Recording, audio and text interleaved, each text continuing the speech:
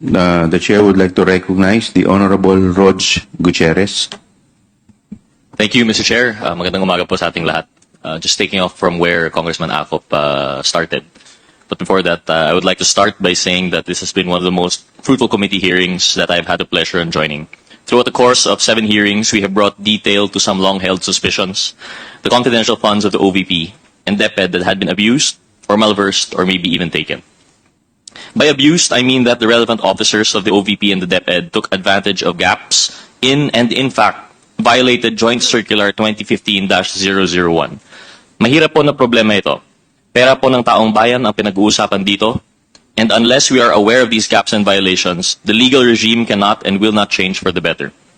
Today, I'd like to go through some of these violations as mentioned by Congressman Acop.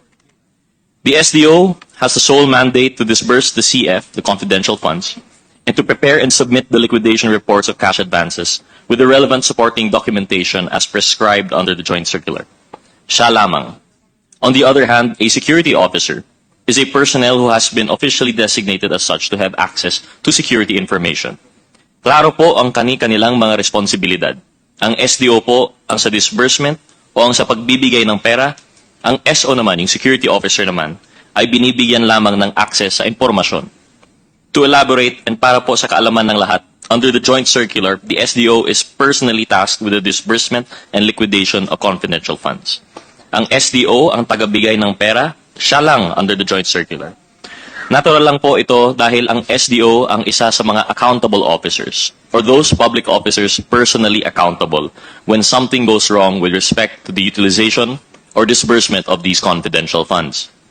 And this is precisely the reason why kinakailangan may fidelity bond ang SDO. The fidelity bond is there so that if anything happens to the funds while it is in the custody of the SDO, sigurado na may maibabalik pa rin na pondo to the government through the bond and for the security of the taxpayers. Yung head of agency is also personally tasked to oversee the agency-wide use and disposition of confidential funds. Siya rin ang nag-a-appoint ng SDO. Because of the functions that burden the head of agency is also an accountable officer. Sa makatuwid, yung SDO po yung inaatasan ng batas natin na humawak at siguraduhin mapunta ang confidential funds sa naaayon na confidential expenses allowed under the Joint Circular. Hindi niya pwedeng i-delegate ang custody ng confidential funds dahil siya ang mananagot rito. Hindi niya pwedeng iutos sa iba. Hindi pwedeng ibigay sa security officer. In the case of SDO Edward Fajardo of the DepEd, while he has admitted to having encashed the 3 checks amounting to 37.5 million pesos each, he has also claimed that he did not know or had no way of knowing how the funds were to be utilized after handing them over to the designated security officer. Mr. Fajardo stated that since it was Colonel Nolasco who is the expert in confidential operations, it was Colonel Nolasco who supposedly made the disbursements of the confidential funds in different localities. It begs the question, sino po ba ang totoong special disbursing officer? Kung ang nag-iisang taong pinagdi-disperse ng SDO ay si Colonel Nolasco, kung pagka-encash ng cheque ay agaran naman itong inaabot sa security officer. Whatever happened to Mr. Fajardo being an accountable officer under the Joint Circular? Kung wala siyang slightest idea kung saan napupunta o kanino ibinibigay ang confidential funds? Is his role in this entire process simply ministerial? We beg to disagree. Mr. Fajardo is not just a simple bagman that would withdraw the funds and turn over to the security officer. His role, as material as it is, carries with it discretion. Discretion to ensure the accuracy of the data in the liquidation reports and to be accountable for the disbursements from the cash advances of confidential funds.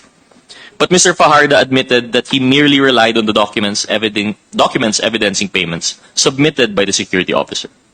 His failure to exercise the standard care and diligence required of and inherent in his function is the height of irresponsibility and is in clear violation of his mandate under the Joint Circular. At bakit po nangyari ito? Dahil ito raw ang sabi ng head of agency ng DepEd doon na si VP SARA na ibigay ang pera sa security officer. Same case po tayo with SDO Gina Acosta of the OVP. Ms. Acosta also admitted that the utilization and payment of the confidential funds involves her handing over the money to a security officer per the instruction of no less than head of the agency, Vice President Duterte. SDO Acosta also supposedly never knew where the security officer took or expended the confidential funds. She has only testified on the basis of the information supposedly fed to her, without certainty as to who are the actual recipients or payees of the confidential funds, whether they are even actual persons. In the past hearings, it has always been made to appear that Ms. Acosta for OVP and Mr. Fajarda for DepEd would have the most knowledge as the SDOs of the confidential funds. And we have always been made to believe that it would be the two of them who would be able to shed light on the discrepancies flagged by the COA and the other erroneous and false matters po na didiscover po namin through these hearings. Unfortunately, the SDOs themselves violated their own accountability, their own certifications in the liquidation report, with them disclaiming knowledge kung saan or kanino ba talaga pumunta ang bawat sentimo ng confidential funds. They violated a particular responsibility under item 4.15.1 of the joint circular, where they are supposed to certify at least two things: na sila ang accountable for the disbursements of confidential funds and that the expenses were incurred in connection with the agency's confidential activities. How can they faithfully attest to these kung binibigay lang din naman nila yung confidential funds sa ibang tao or empleyado? Basta mangako din sa kanya yung empleyado, halimbawa, nagagamitin yung pera pambayad sa informer or pang-conduct ng surveillance activities. Now let's move on to another reeling discovery na atin din pong na-uncover throughout the hearings. And this is with respect to the certifications issued by officers of the AFP, submitted by the DepEd to the COA in support of the DepEd's utilization of confidential funds for payment of rewards to informers. Matatandaang mahigit 15 million pesos of the confidential funds spending of the DepEd went to payment of reward to informers. This expense item has been flagged by the COA in view of the DepEd's failure to provide sufficient supporting documentation on the success of the agency's own information gathering and surveillance activities. Para po ipaalala sa nakakarami, under the joint circular, one of the conditions that must be met in order for an agency or office to use confidential funds to pay rewards to informers is supporting documentation evidencing the success of the information gathering and or surveillance activities on account of the information provided by the informer. Based on the respective accomplishment reports and the acknowledgement receipts submitted by the OVP and the DepEd, the total amounts utilized for the payment of reward to informers is 96,980,000 pesos for the OVP, covering the period from the fourth quarter of 2022 until the third quarter of 2023, and 21,921,000 pesos for DepEd from the first to third quarters of 2023. This is a total of 118,901,000 pesos. Napakarami po sanang classroom, tuition, sweldo ng guro, at iba pa ang pwedeng paggamitan nito.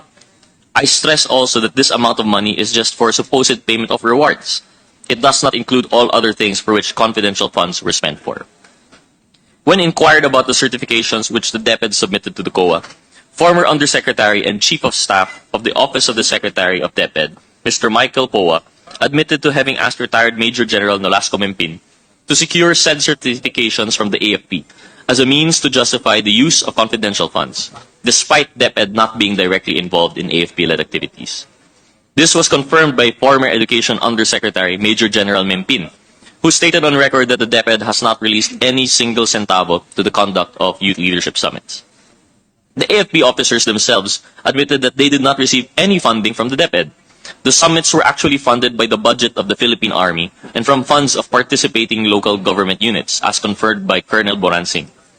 Lieutenant Colonel Panopio also supported Colonel Boransing's statements that they were not aware that certifications issued by them would be used to justify the DepEd's confidential fund spending for informants. We eventually came to know that these certifications issued by Army Civil Military Operations Staff Officers Colonel Boransing, Lieutenant Colonel Sangdaan Jr., and Colonel Magtanggol Panopio for the youth leadership summits and information education campaigns in 2023 only showed that the fact that these events were successfully conducted at the different barangays in their areas of responsibility. This is yet another clear derogation of the joint circular. DepEd misleadingly made it appear that the agency used confidential funds for youth training programs, when in truth it was the AFP and the LGUs which actually shouldered the expenses from their respective confidential fund allocations. There was never any correlation between DepEd's supposed surveillance or information gathering activities with the AFP's successful conduct of its summits and campaigns in partnership with the LGUs. The DepEd took advantage of the AFP, rode in the coattails of the AFP, and misled the AFP into issuing certifications for a project that is not the DepEd's to begin with. And who could forget the many anomalies we were able to uncover with respect to the acknowledgement receipts or documents evidencing payment submitted by the DepEd and the OVP to the COA. With the select few that we were able to highlight throughout the hearings, ay marami po talagang lumutang na discrepancies na ni dapat ipasawalang bahala. We were able to trace the disbursements by counter-checking the dates indicated in the ARs, and we came to know through this hearing that DepEd SDO was able to complete a job that we believe is humanly impossible. An examination of the acknowledgement receipts submitted by the DepEd for the first quarter of 2023 revealed that Mr. Fajardo made disbursements for 38 consecutive days, and for 35 out of those 38 days, payouts were made to at least 10 to 26 people per day and for various purposes. For example, reward payment, incentives, supplies, rentals, traveling expenses, etc. This is something that could not be easily missed because the acknowledgement receipts, at least for the DepEd, have fields where the payees indicate the date they received the payment and their own addresses or location. We will recall that on February 21, 2023, or the very next day after SDO Fajardo encashed a 37.5 million peso check with the Land Bank, the SDO made 7 disbursements already in 7 different locations, as evidenced by the acknowledgement receipts recorded for that date. Hindi kapani-paniwala for one person designated as the SDO to have made disbursements in Malolos, Bulacan, Danao, Cebu, San Francisco, Agusan del Sur, Makati City, Negros Occidental, Negros Oriental, and Davao City all in one day. Worse, we found other examples of DepEd acknowledgement receipts of the same date but varied widely in terms of the localities where the payments were made. Plotting these on the Philippine map, within a single day on March 15, 2023, there were 26 disbursements which were made across 24 localities from Batanes to Davao del Sur, with total confidential expenses amounting to 1,870,000 pesos. On the 9th of March 2023, the DepEd, supposedly through its SDO, was able to make 20 disbursements over 18 localities all over the Philippines, with disbursements of confidential funds amounting to more than 1,400,000 pesos. And lastly, on February 25, 2023, there were 21 disbursements across 18 localities all over the country amounting to almost 1,400,000 pesos. All 3 examples reinforce our point that no amount of imagination can make us believe that these disbursements were made to these people at these locations and at these dates. It is physically impossible. Even assuming that the DepEd has its satellite offices and field personnel all over the country, we should always go back to the joint circular as our Bible. The function of disbursing and of being accountable for the cash advances of the confidential funds is lodged with the SDO and the SDO alone. Delegating this function to any other officer or employee would run counter to the express guidelines of the joint circular and the safeguards that it entails. Unsurprisingly, the same discrepancies have been observed in the OVP acknowledgement receipts, particularly for the payouts and disbursements for the 4th quarter of 2022. For everyone's recollection, this period refers to the 11 days when the OVP was able to use up 125 million pesos worth of confidential funds, and markedly, there were at least 3 days out of those 11 days that the payouts reached 100 recipients.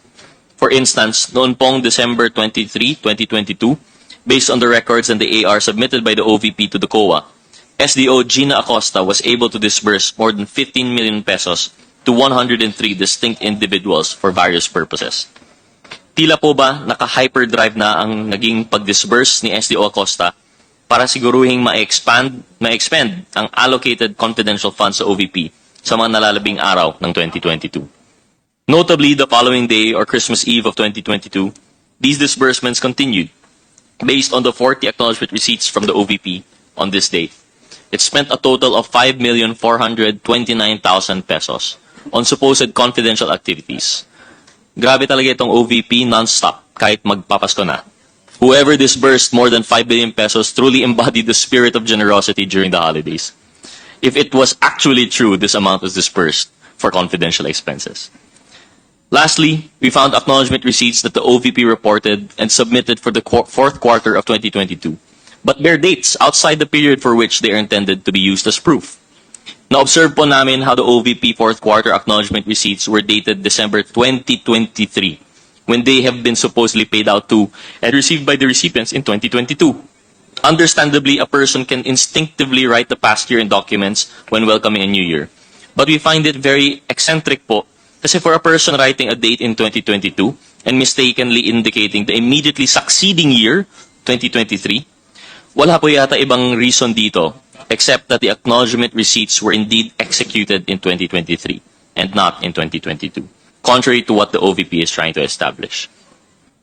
Sa dami po nang na-discover natin in the past hearings na sinubaybayan po ng publiko, we uncovered irregularities and deficiencies in the disbursements and reporting of the confidential funds allocated to the OVP and to the DepEd.